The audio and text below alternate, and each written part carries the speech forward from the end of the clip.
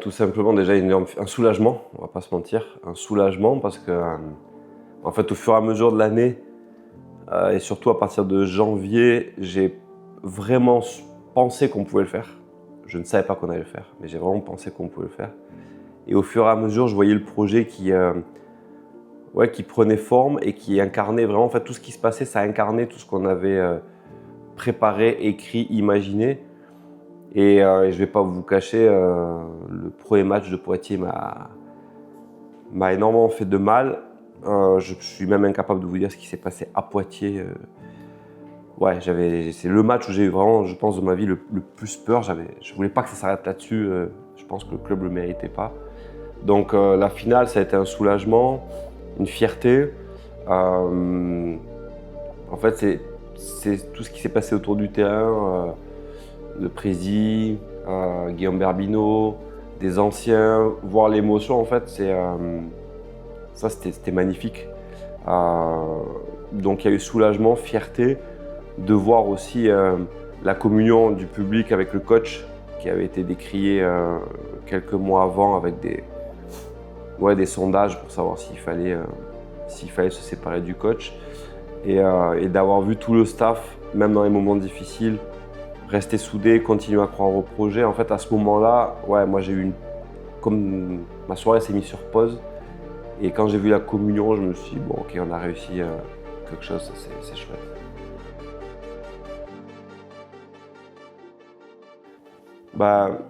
Déjà, c'est d'accueillir et de digérer la montée. Et de se dire que c'est qu'une étape dans le projet sportif, premièrement. Ce n'est pas une finalité en soi. Et ensuite, c'est de ne pas se laisser griser par le fait qu'aujourd'hui, on était attendu, dans le bon sens du terme. On a reçu énormément de témoignages de clubs qui se félicitaient et qui nous félicitaient d'avoir remis un grand nombre du basket français en première division. Et ça, il faut le digérer. C'est très plaisant. Par contre, aujourd'hui, l'élan béarnais en 2026 n'est pas l'élan béarnais de 92, de 93 ou des grandes années de titres. Je pense que c'est important qu'on se voit comme on est, garder en tête de ce que l'on veut devenir, mais ne pas se mentir. Et aujourd'hui, on est une très très belle organisation. La direction a fait un gros travail de structuration depuis 2-3 ans. Mais je pense que pour s'y stabiliser, il faut qu'on parte avec beaucoup d'humilité et qu'on ait vraiment cette vision et cette volonté de construire en fait un projet robuste. Et quand je parle de robustesse, c'est un projet qui, quand ça va tanguer, va être solide, va être fort, pour ne pas se laisser perturber, soit par un résultat, soit par un fait quelconque dans la saison. Et ça, c'est ce qui est en train de se mettre en place, mais surtout ne pas penser que la finalité du projet, c'est cette montée-là. Ce n'est qu'une étape, et avec beaucoup d'humilité, on doit continuer à solidifier ces fondations, mais par contre, ne pas non plus arriver trop sur la pointe des pieds sur cette division-là.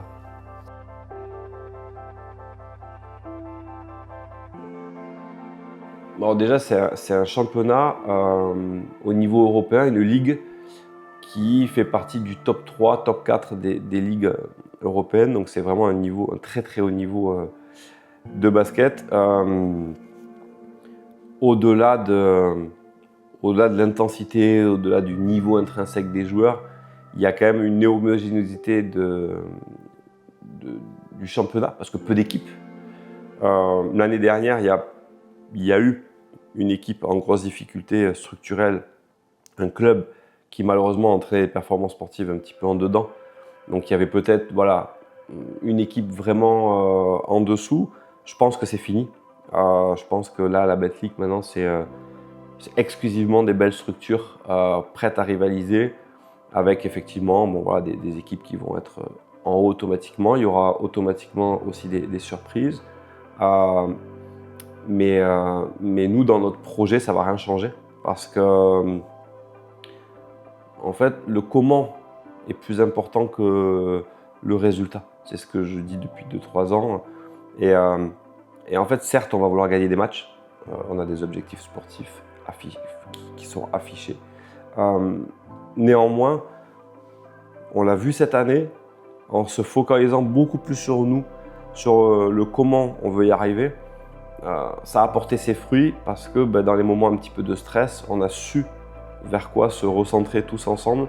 Et dans le projet sportif, ça ne change rien. On continuera à faire en sorte que le collectif soit le mot d'ordre et que les victoires soient collectives et les défaites également. Pouvoir compter sur 10 joueurs, voire plus certaines saisons, et continuer à essayer d'incarner les valeurs propres et chères à notre territoire, parce qu'aujourd'hui, tous les clubs parlent de valeurs, mais je pense que ceux qui feront la différence, c'est ceux qui vont les incarner. Et il y a une notion forte dans cette idée de robustesse, c'est aussi de solidifier tout ce qui ne se voit pas. Dans le staff, dans les méthodologies de travail, dans les analyses, dans le recul que l'on peut prendre vis-à-vis du terrain pour mieux comprendre quand on gagne, mieux comprendre quand on perd également. Et en fait, c'est tout ça, c'est tout ce projet de performance qu'on doit solidifier, parce que le résultat ne sera que la conséquence de ce que l'on va mettre en place, nous, au quotidien à l'élan Berlin.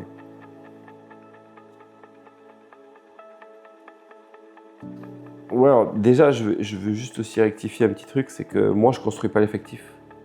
En fait, c'est une construction collective. Alors oui, j'ai un rôle peut-être central sur cette mission-là, mais aucun joueur n'est imposé au coach. Aujourd'hui, on travaille en plusieurs étapes. Qui on est, comment on travaille, qu'est-ce qu'on veut faire, qui est le coach, quel type de joueur il apprécie, quels sont les joueurs déjà en place, quel type de ville on est. Parce qu'aujourd'hui, on sait très bien qu'un joueur qui a toujours été habitué à vivre dans des capitales, par exemple, et pour qui c'est important, on sait que sur Pau, ça peut être plus difficile. On l'a vu l'année dernière, des joueurs américains qui, dès le départ, m'avaient dit qu'ils adoraient la montagne, etc. Et régulièrement, sur les jours off, on avait des joueurs qui allaient se faire des micro-randonnées, qui allaient se balader sur la côte. Et tout ça, c'est hyper important. Donc c'est déjà collectivement de savoir qui on est et ce qu'on veut faire. Donc la volonté de construire un collectif nécessite des joueurs qui l'acceptent. Donc déjà, essayer de trouver des profils qui ont participé déjà à des aventures collectives. Des joueurs qui ont déjà partagé les responsabilités. Vous avez des joueurs qui, durant toute leur carrière, vont jouer 35 minutes. C'est de moins en moins vrai, mais ça existe. Donc nous, on va vraiment construire là-dessus. Partir de ce que souhaite le coach, donc c'était des joueurs capables de jouer sur plusieurs postes. Donc d'avoir de la polyvalence, de la complémentarité. Donc aujourd'hui, ça a été ça, la priorité, ça a été des joueurs que l'on pense porteurs des valeurs et capables de s'adapter à notre projet. Et ensuite, collectivement, c'est d'évaluer est-ce qu'aujourd'hui le joueur est à son plein potentiel, qu'est-ce qu'on peut lui apporter, oui, non, et d'accepter surtout, ça c'est très important, que l'on ne puisse être qu'une étape dans la carrière du joueur. Donc aujourd'hui, dans le qui on est une équipe qui ne disputera pas de coupe européenne. Donc une équipe qui va beaucoup s'entraîner par rapport aux équipes qui vont jouer 2 fois par semaine. Donc il nous fallait des joueurs motivés pour progresser. Donc en parallèle de ça, on a solidifié notre projet de développement individuel. Ça c'est la robustesse du projet dont je parlais précédemment. Et l'idée, c'était d'avoir ce socle de joueurs, pas des rookies, donc des joueurs qui ont déjà joué en Europe, mais qui sont venus ici pour progresser, pour passer un palier. Et nous, on savait que ça, on pouvait leur rapporter. Donc ça, c'était déjà un point fondamental pour nous. Et rajouter autour de l'expérience, on en a. On a de l'expérience avec Thomas Corneli, avec Bastien Pinault, avec Gilles Noël. On a de l'expérience de vie, on a de l'expérience de la Betclic. Mais il nous fallait quand même 1 ou 2 joueurs qui ont vécu le plus haut niveau sur 2-3 années d'affilée. Donc c'est aussi pour ça qu'on est venu compléter cette équipe avec un meneur et un pivot qui, eux, étaient sur leur 3-4e année en Europe.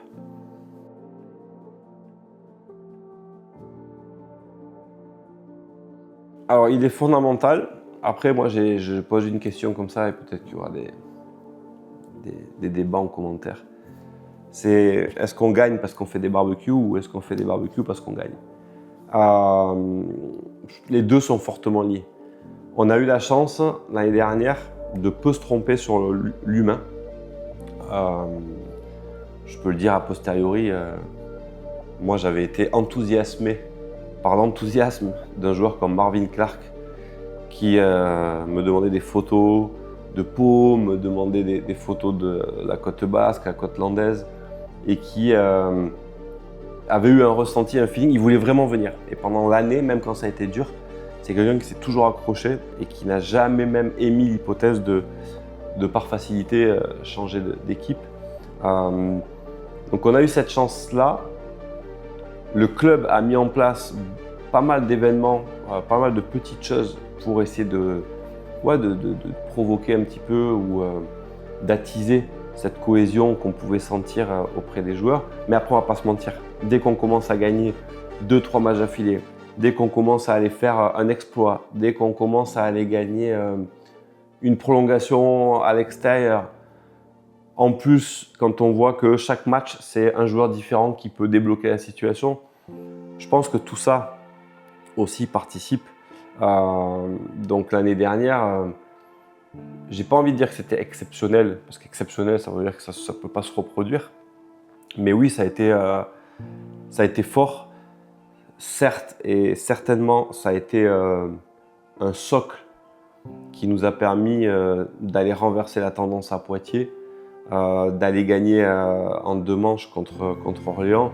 C'est une évidence. Après, aujourd'hui, on a la chance, dans la cellule de recrutement, d'avoir un scout américain qui nous aide énormément pour la recherche justement d'informations sur les joueurs. On passe énormément de temps en visio, au téléphone avec eux pour minimiser le risque de se tromper sur l'humain. Mais globalement, de tous les premiers échanges que l'on a, de l'arrivée des premiers joueurs, je pense qu'on va repartir sur un schéma en tout cas similaire. Mais après, ça sera à nous, et je reviens sur cette idée de robustesse, quand on va commencer à perdre 1 ou 2 matchs, parce que, alors quand je dis 1 ou 2 matchs, je ne dis pas qu'on va perdre que 1 ou 2 matchs, ça c'est un petit clin d'œil aux supporters qui m'ont reproché ça l'année dernière, mais, et c'est un clin d'œil amical bien évidemment, mais non, je pense que là-dessus, en tout cas, on a tout fait pour que ça se passe bien.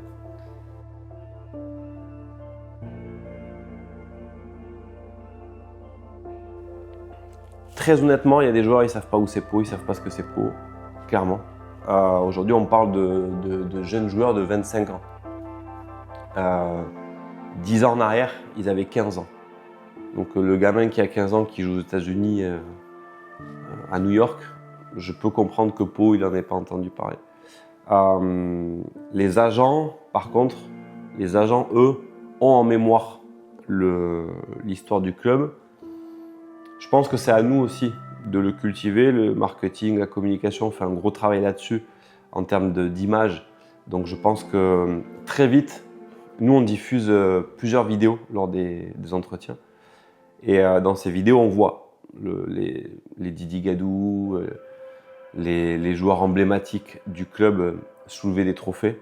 Donc ils le ressentent. Le couloir, quand on partage les vidéos du couloir, quand on me demande c'est quoi tous ces chiffres, on leur dit c'est les titres. Et ça parle. Donc aujourd'hui, en fait, je pense on va pas se mentir, ils vont connaître aujourd'hui plus Paris Basket que les Lambernais. Néanmoins, on a les outils pour très vite leur faire comprendre qu'on est dans quelque chose de différent. Et cette histoire-là est assez forte. Aujourd'hui, c'est plus stimulant, je pense, de leur expliquer qu'ils peuvent faire partie aussi d'une très belle histoire. Ils peuvent faire partie, dans le long terme, de noms qui auront marqué le club. Et ça, je pense que dans un gros livre qu'est l'élan béarnais, que chaque joueur puisse écrire sa propre page, c'est stimulant, plutôt qu'arriver dans un club où, on va dire, l'histoire est plutôt maigre. Mais aujourd'hui, c'est pas forcément l'argument majeur. L'argument, c'est est-ce qu'on dispute une Coupe d'Europe? Voilà. Et après, c'est les moyens financiers, clairement. Et aujourd'hui, qui on est? On est une équipe promue, qui a un budget confortable, un club sain, structuré, qui a tous les moyens pour se stabiliser et pour y arriver. Mais au moment où on parle, on n'est pas le grand club du basket français actuel.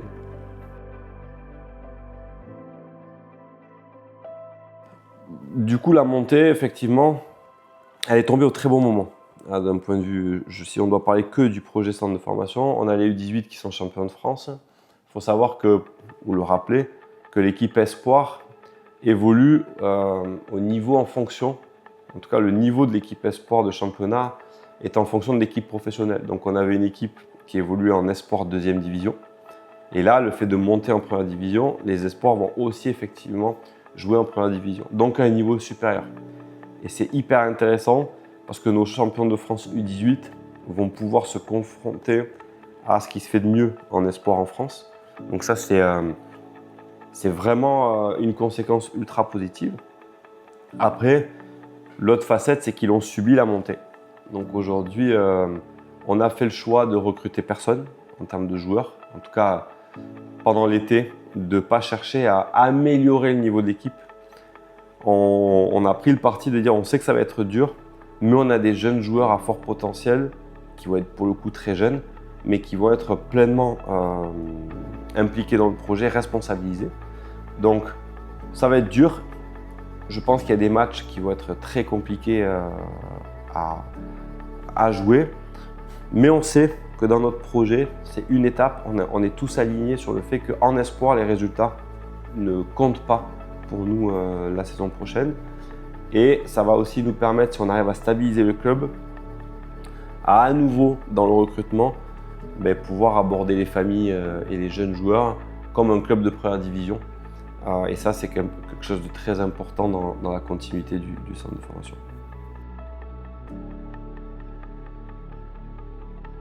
Non, l'ambiance était folle. Moi, j'ai pas re-regardé le match et je veux pas le re-regarder. Parce qu'il faut, ce que je disais tout à l'heure, ça y est, c'est digéré, il faut switcher. Par contre, les clips, des fois, quand on diffuse aux joueurs, c'est fou. Moi, ça m'hérisse les poils, comme on dit. C'était fou. Aujourd'hui, on voit encore les conséquences sur la côte cet été quand on voit les gens avec les t-shirts play-off au final. Hier, je reçois une vidéo des Feria à Dax avec une peña qui diffuse les chants de Lambernais et tout le monde qui chante. Ça, c'est fou. Et ça vaut très sincèrement les primes de montée, etc. Enfin, tout ce qui est extérieur au projet, là, les trucs individuels, ça, c'est juste fou, en fait. De se dire que des anciens viennent nous voir en disant qu'ils n'ont jamais vu le Palais des Sports comme ça. C'est juste extraordinaire et ça, c'est le fruit du travail collectif. Et alors oui, les résultats sportifs, bien évidemment, motivent les gens à venir.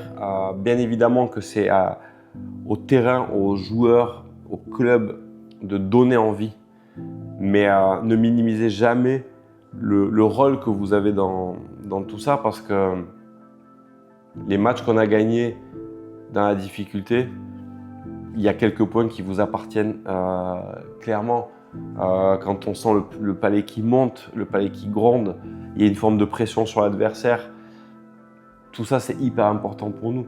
Moi, ce que je peux vous dire aujourd'hui, c'est... alors oui, des fois, à la fin des matchs, on est fermé, on est dans notre truc, mais sachez qu'on est hyper sensible à votre présence. Sans vous, on n'est pas grand-chose et c'est pas... Je le dis pas parce qu'il y a une vidéo ou une interview, c'est que sans le public, on n'existe pas. Clairement, sans les sponsors, nous n'existons pas. Donc ça, on en a pleinement conscience. Et sachez qu'on est à 3000% engagé pour le projet. Enfin, moi, à titre perso, le Lambernet, c'est ma vie. Il n'y a rien de plus beau aujourd'hui dans la sphère professionnelle de voir ce lien entre les joueurs. Moi, quand je vois des supporters qui se font tatouer le logo du club, moi, ça me rend fier parce qu'on se dit on a une vraie responsabilité à assumer ça. Et aujourd'hui, je peux vous garantir que chaque action, chaque minute passée dans le cadre de Lambernet, c'est pour rendre à Lambernet ce que l'élan Bernay nous a donné dans le passé et a donné au territoire. Et aujourd'hui, la seule promesse que je peux faire, c'est qu'on travaille fort. On essaiera d'incarner ces notions de force, de générosité, d'authenticité, de caractère. Par moment, on va perdre. Par moment, on va gagner. Par moment, vous allez douter. Par moment, vous allez nous aduler. Mais en tout cas, sachez qu'on restera concentré sur le projet. Et encore une fois, sans vous, on n'est pas grand-chose.